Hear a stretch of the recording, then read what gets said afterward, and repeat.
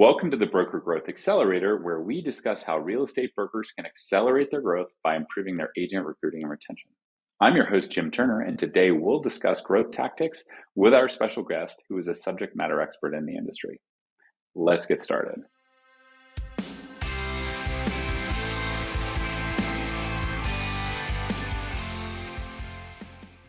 Okay, welcome to the Broker Accelerator podcast. And today we're excited to have Kaila Lindsey, a real estate team leader out of Charlotte, who's joined us to talk about how she's grown her business of producing agents that are a good fit. And so welcome to our podcast today, Kaila. Thank you. Thank you so much for having me. I appreciate it. Okay, awesome. Well, maybe let's just start out with a little bit of background. So just tell us about Charlotte. How's the market going there now? Well, it depends on your mindset. Some say the sky is falling. Others see it as definitely a shift. And those that see it as an opportunity to grab market share are really in the right frame of mind. So I'm of the latter, where I'm ready to grab some market share. So the market's definitely shifting. Prices are starting to quote unquote come down. But when I say come down, they're still reasonably priced. It's just they're priced where they should have been the last 2 years, not necessarily what the demand had been turning it into. So things are sitting a little bit longer. It's just a matter of keeping our clients' expectations normal. I'll put it that way. So it's still a great market. Things are still selling. People are still buying. And we have seen a slight dip in sales being closed. But in a nutshell, we've also seen about 5,000 agents leaving our market. So it's saying a lot about what's going on. And the sky is falling kind of mindset is rampant. And so 5,000 out of how many kind of in that market, just so people can get a sense for the percentage there? Great question. So that's for the entirety of our MLS, I should specify. So our MLS, for those of you who are not familiar with our region, that spans all the way up into the mountains. It's pretty much almost a third of the state of North Carolina. So with 5,000 having left, there's still about 30,000 agents that are still in our MLS. But as you guys probably know, because you're listening to this podcast, only about 1% of them actually does more than 6 deals a year. So it says a lot. Those that aren't doing the business or got in because they thought it was going to be easy, right? We've all heard that. I got my license because it's super easy. Everything's selling. Those individuals are bowing out, which I have more power to them, but I also am excited because now we can go out and do the sales and scoop up the rest of that market share. Yeah, absolutely. Well, and if it's 5 out of 30, so that's about a 15% change, right? So Yep. That's interesting. And so 30, what was it in like 2019, like before kind of the whole COVID bubble? And how does it compare to that? I couldn't properly quote it, but I do know there was quite the influx of newer agents that hit the scene within those 2 years. And it was interesting. There was a hold back from that in the beginning of 2020, where even some agents threw their hands up, right? We started getting COVID restrictions. I'm sitting there calling other agents like, so if we just swing by the house and no one's there, would it be cool if we walked through it? Trying to figure out any way possible to get houses sold. And, there were others where just they threw their hands up, said, Jesus, take the wheel, and stopped selling completely for the first couple months until they realized things were still selling. So we did have a mass influx during that time, but most of the agents that did come in at that time, unless they were truly set up on I'm going to call it a plan, a process, a system to do real estate, they floundered.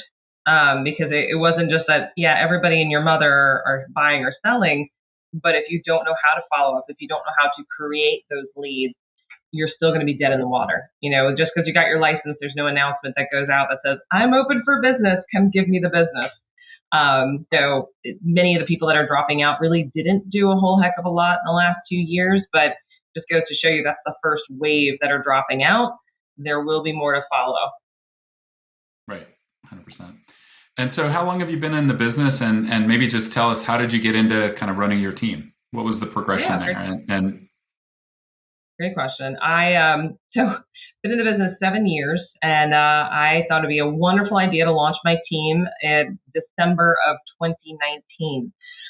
So granted, bring in 2020 right after that, and I really wasn't prepared for hey, you no longer have an office. Hey, you have to work from home. Hey, you have these newer agents on your team that need support. Oh, and by the way, we're throwing some new restrictions at you where you can't door knock, you can't go on appointments, and you can't do any of these things. So it was very interesting to come into that and saying, for me, I realized that I had a duty to my agents. And the reason why I brought agents onto my team was because I knew I had the knowledge to share, and I had been coaching people in the business. And in addition to that, I had so many leads. We had done a festival, the Pride Festival in 2019. And to be perfectly honest, I had so many leads coming off of it, I couldn't keep up with all of the business that I had in my pipeline. And therefore, they kind of just fell flat, which to me was a huge bummer because I'd spent all the time and effort and energy, money to procure those. And yet it went nowhere because nobody was calling them. It was just me, right? We only have so much time to put into everything that we do. So that's what really opened the door to maybe I should start a team. And people were approaching me to say, hey, I'd love to work with you.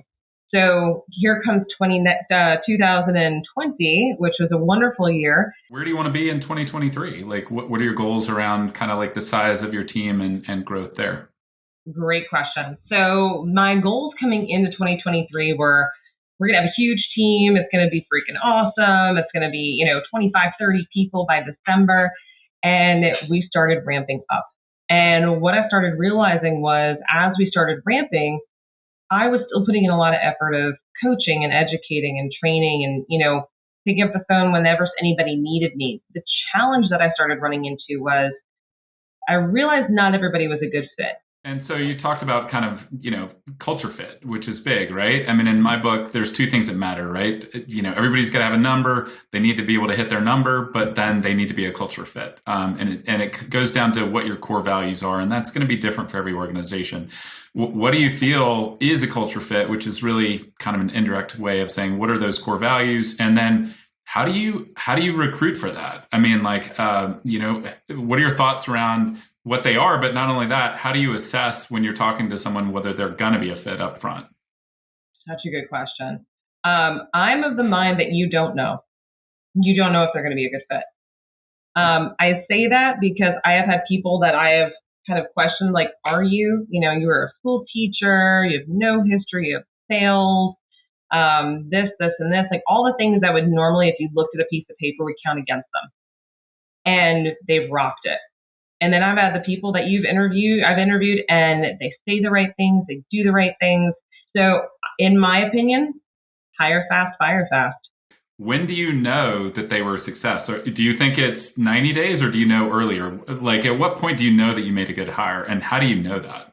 That's a good question. So I've had some where they start off real strong, right? They're doing all the things, they're following the processes, they're doing the daily activities.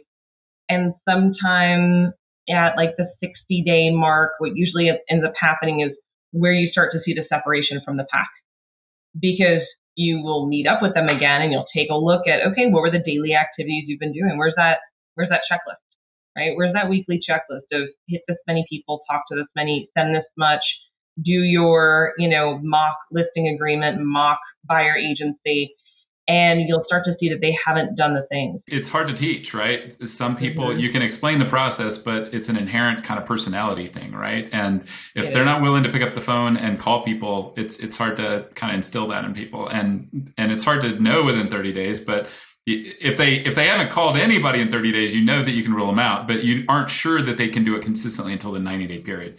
And so when you've been in the business 7 years, right? And so it's taken you a while to get to where you are. If you were starting over, what do you know now that would help you kind of accelerate the time frame to get to where you are now, right? So what are the top couple things where looking back, wow, I wish I would have done these things and it wouldn't have been 7 years, maybe it would have been a shorter time frame to get to kind of where I am now, so that the people that are thinking that's where I want to be, they have the benefit of kind of hearing those steps and ideally not learning those lessons on their own.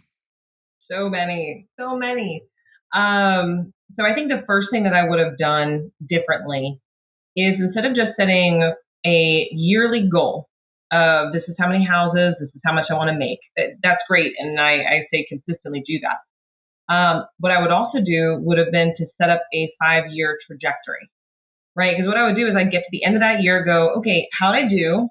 How can I do next year? How did I do? How can I do next year? And what I ended up missing out on is a lot of people are like, yeah, there's only two ways to get out of business. You recruit or you sell more houses.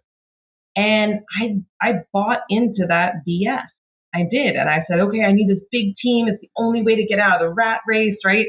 Meanwhile, not thinking of all of the knowledge and training and coaching that I'd received regarding investment. And if I were to have gone back, what I would have implemented into that plan is not, and I know I'm with EXP really, I know some of you guys have different companies that have stock options and recruitment options and all that. And that's also being stated as, this is how you get out, right? We all want to get out, right? We love real estate, but we also want to be able to, I don't know, go to Barbados and sip on rum and not worry about clients calling us. And what I would have implemented early on is a plan for my financial freedom. So saying, yes, not only am I going to put X number of dollars of commission aside, it is specifically for me buying one house, two houses, four houses, five houses, making the relationships with wholesalers that I can go in and do that. My husband now runs a flipping company, so now we're really fully involved in that. And that would have been a part of my plan, but it would have been something I would have taken action on versus only hearing in my mind, sell houses, sell houses, sell houses, yearly goal, yearly goal, yearly goal. And that I think is what kept, I should be further along in my own personal opinion because I didn't do that. And I'm taking my head out of the sand now looking around going, oh, wow, my buddy did that. I should really have probably been on board with that. And home prices in Charlotte have gone up a lot too in the last 20 years, right? I was going to say 20% in 2020 and 20% in 2021, which is crazy. Our house has tripled in value since we bought it in 2014, right. which is insane. And that's how I got into real estate was flipping homes, and then later I've been more into multifamily. Multifamily I think is kind of where you want to be eventually. But flipping homes is definitely a great way to kind of start out, and definitely 2 thumbs up on that as your way to kind of financial freedom versus kind of focusing on the 401k and the stock market. It's definitely been a much better bet in the last 20 years, and it probably will into the foreseeable future. I would say the way our grandparents and parents did it back in the day to grow wealth is just really not available to us anymore. We have to be creative, but it's amazing. And I say this to myself, I'm in real estate. I work with investors, and yet very few real estate agents own investment properties. I mean, we have a couple now, but it took us a while to get there. I'm going, okay, you know what? Yeah, let's jump off of this ledge. And it felt like a ledge because no one else was talking about it for whatever reason. And I would say the second big thing that I would have changed or done differently when it comes to my business is I was taught early on, you don't pay for leads, right? It was almost drilled into me. You don't pay for leads, you don't pay for sources, blah, blah, blah, blah, blah. So for me, I would get on, I would hammer the phones every day, and I would set my appointments. I expired FSBO, and just keep compounding the follow-up. Now I'm telling you this, it does work. The challenge is when you start leveraging and growing a team, you can't rely solely on expires and FSBOs. You do need to feed the team some more warm leads. And it was interesting because I would see those, and I'm calling this friendly competition, right? You see those colleagues around you, and you're like, wow, we were both on the same trajectory, and now they kind of went like this. What happened? And when I started looking back at it, I was like, oh, when we both came in, they were doing what I was doing, but they were also investing money, which, by the way, if you have the money, do it. If you don't. But they had some funds, and they were investing them, and those started to compound. And that compounding of the communication and the leads that were coming in pushed them farther past where I was. I just didn't realize it. And I was still sitting back there going, well, they said don't buy Zillow leads. So what am I going to do now? So if you can actually find those appropriate sources to invest some of your returns to continue to compound and create more opportunity, do it sooner than later, right? Do it sooner than later. Spending money is not a bad thing if you're getting the return. Now, if you're blowing, $30,000 on leads a month and you're not getting jack back from it, or you're getting too many that you're not consistently following up with them, either get leverage quickly, like an ISA, or stopping the flow and going back and making sure they're all being consistently followed up with, and then open the floodgates again. But that's where a lot of people are missing out. They're either doing one or the other. So I would say add that in sooner than later, but make sure you're doing the appropriate follow-up. Don't assume it's just going to close tomorrow. Like, understand it could be 6 months to a year before it's going to happen. And then I would say the last piece is with regards to leverage. Again, the way I was taught, you get your assistant and you get your buyer's agent and you do this, right? There's that system that you go through. One thing that I did wrong is I tried to do everything all at once. So, I had my executive assistant and that was going great. And that, seconded as a TC. And then I added my agents. And then when I added my agents, I realized they needed more support. So my executive assistant role basically disappeared because the agents needed the support now. So then I brought on a TC to kind of level that out. But I made the mistake of bringing them on full time instead of saying, hey, per transaction, so there was a lot of ebb and flow where it was not smooth. Well, I'll tell you, I'm still alive and standing, right? So it's not going to kill you to do it the wrong way, but you can get further ahead and keep your balance sheet a little bit less burdened if you can go ahead and get someone that's doing a per transaction or a company that's helping. But having that in-house assistant role or operations director is what that turned into. That's going to be essential for you to really scale and grow. And then I would say last but not least, one of the many mistakes, going ahead and getting a little bit squirrely, meaning you see opportunity and you run to it. Keep doing what you're doing and start to add things in. Don't assume you're just going to take on 3 new projects and, launch a coaching company. I'm speaking from experience. Launch your coaching company and launch this over here and grow a team of, 35 all in a year because you're a superhero. Oh, and by the way, keep all your sales going. It's okay to take one at a time and to scale them up. And I wish somebody told me that because I always thought you had to come in and knock it all out at once.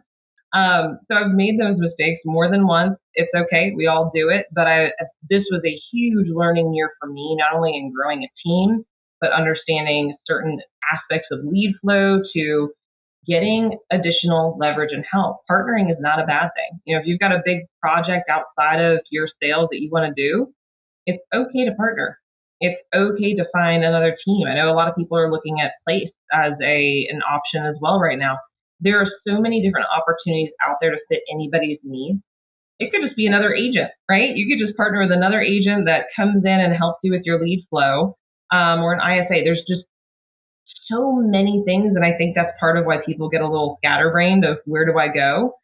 Just pick one and go with it. But if you keep your consistency with making sure you're prospecting as you're adding agents, that would be one of the biggest things I would say. Don't take your foot off the gas pedal saying to yourself, I've got great coaching. All these agents are going to be rock stars. Like, don't count those chickens because most of them are going to flunk out and your profits are going to drop. So until you've got them trained up, until you've got them to a point where they have truly replaced your income, they've truly replaced your production versus you get enough people that the head count should replace, that is where you need to be. 100%. Well, Kaila, that covers all the questions that we had for you today. Just wanted to thank you for taking some time to kind of share your experiences with our listeners. And if they do want to find you online afterwards, where's the best place to find you? Yeah, there are a few places. So you can always follow me at Kaila Lindsey Realtor. It's Kaila Lindsey, Lindsey Realtor, for those of you listening versus viewing. And you can also go ahead, myself and another friend of mine, because we're talking about leverage and partnering.